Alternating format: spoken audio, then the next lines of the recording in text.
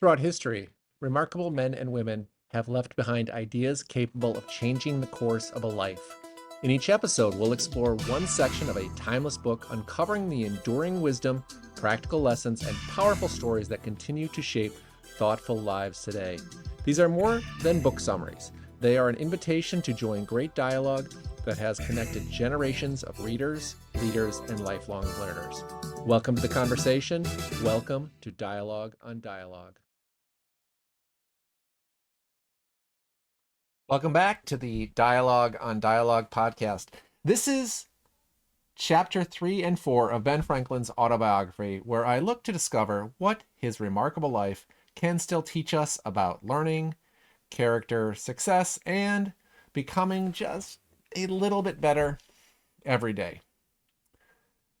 Imagine arriving in a new city with no family, almost no money, the clothes on your back soaked from a difficult journey, and not knowing a single person. Most of us would call this a nightmare. Benjamin Franklin called it the beginning of his future. Today's chapters 3 and 4 remind us that success rarely starts with comfort. More often, it begins exactly where Ben Franklin found himself, in an unfamiliar territory with little more than skills, character, and a willingness to work hard. After leaving Boston and after a brief stop in New York, the teenage Ben Franklin set out for Philadelphia, believing there would be better opportunities there for an ambitious young printer. The journey itself, that was anything but easy. Traveling in colonial America was unpredictable and often quite dangerous. Franklin traveled by boat with strangers, fought rough seas, spent long hours rowing to keep the vessel moving, and endured exhaustion, hunger, and uncertainty before finally arriving in Philadelphia. When he stopped off the boat, he looked anything but successful. He was dirty from the trip, exhausted from days of travel, carrying very little money, and knew absolutely no one in the city. Yet, this is one of the most famous scenes in American history because Franklin's circumstances couldn't have been further from the remarkable future that awaited him. His first purchase in Philadelphia was simple: 3 large loaves of bread. Having bought more than he could eat, he gave some of the bread to a woman traveling with a child who made the difficult journey with him. It's a small moment, but I think it's an important one. Franklin also insisted on paying the captain of the boat for his passage, even though his constant rowing had more than earned him a free ride. He makes an interesting point here.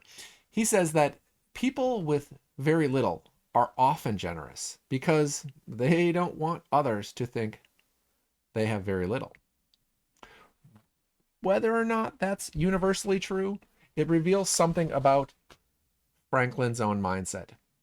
Even when he possessed almost nothing, he wanted to be known as someone who paid his own way and helped others. Once settled in Philadelphia, Franklin quickly found work with one of the 2 local printers at the time. It didn't take long for employers and co-workers to recognize something important about Benjamin Franklin. Although he was still just a teenager, Franklin's years of disciplined self-education had already made him a superior printer and writer. The countless nights he had spent teaching himself composition were now finally beginning to pay off for him in dividends. Competence was opening doors. In chapter 4, that competence reached an unexpected audience. The governor of the region became impressed with Franklin's intelligence, his work ethic, and his skill. Convinced that the young printer had tremendous potential, he encouraged Franklin to establish his own printing business in Philadelphia. The governor even wrote a letter to Franklin's father asking him to financially support the venture and promising that Benjamin Franklin would receive official government printing contracts. This caused Franklin to decide to return to Boston for the first time and carried these extraordinary opportunities back to his father. Now, his family was delighted to see him again because he kind of snuck out in the middle of the night. Well, everyone except for his older brother, James, whose apprenticeship Benjamin had more or less abandoned. Franklin's father listened carefully to the governor's proposal, but ultimately he declined. He believed Franklin was simply too young to manage his own business and suggested waiting until he reached the age of 21. Although disappointed, Franklin accepted his father's decision without bitterness. Sometimes wisdom means recognizing that not yet is different from never. Before leaving Boston again, Franklin agreed to collect money owed to one of his friends and hold it until his friend requested it. On the journey to return to Philadelphia, Franklin was traveling with another acquaintance who unfortunately drank pretty heavily throughout the trip. And Franklin ended up paying many of this man's expenses. Franklin was short on money himself. He made a decision that he was deeply troubled by. He borrowed some of the money he was holding for his other friend, fully intending to replace it. Eventually, when his friend came calling, he returned and repaid every penny. But the experience taught him a lesson he never forgot. Using money that isn't truly yours, even temporarily, can create anxiety, temptation, and unnecessary risk. By the end of the chapter, the governor renewed his enthusiasm for Franklin's future and promised to personally finance the equipment necessary to start the printing business. His instructions were simple.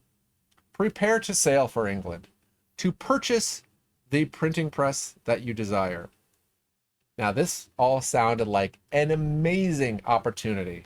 It was the opportunity of a lifetime.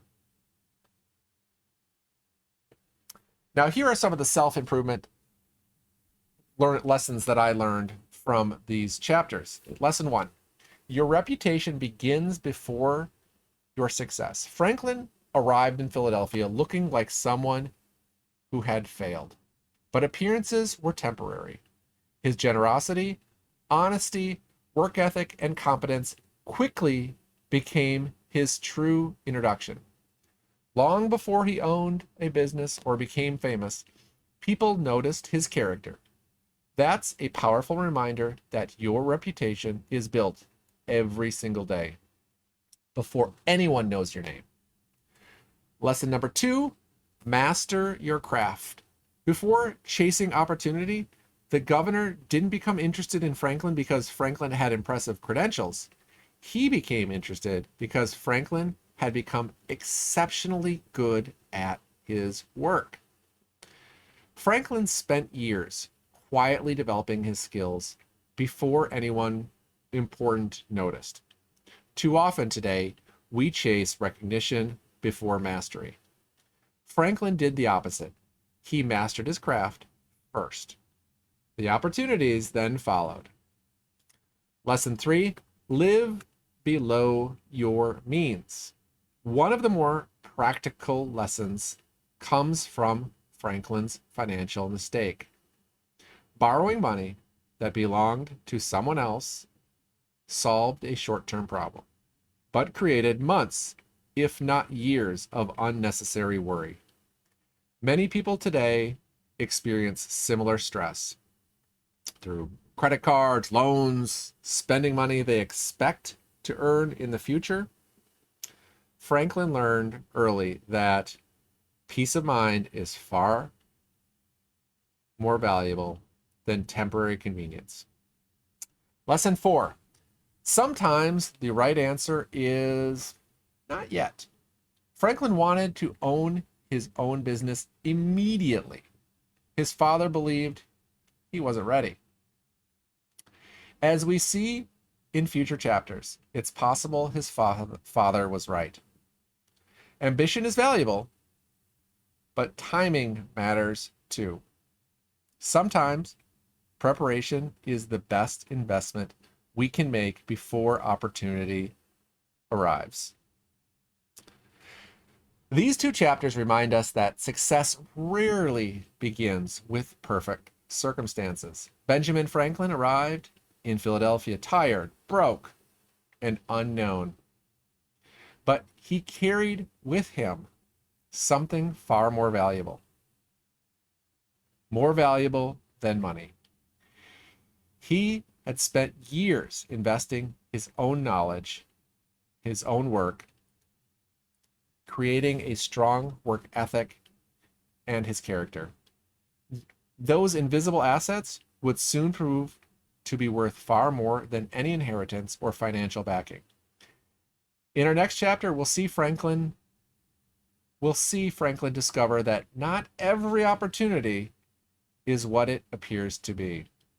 A governor's promise will send him across the Atlantic, but the journey will teach him one of the most important lessons about trust, independence, and taking responsibility for his own future. So until next time, remember, the lessons are older than we are and just as relevant today.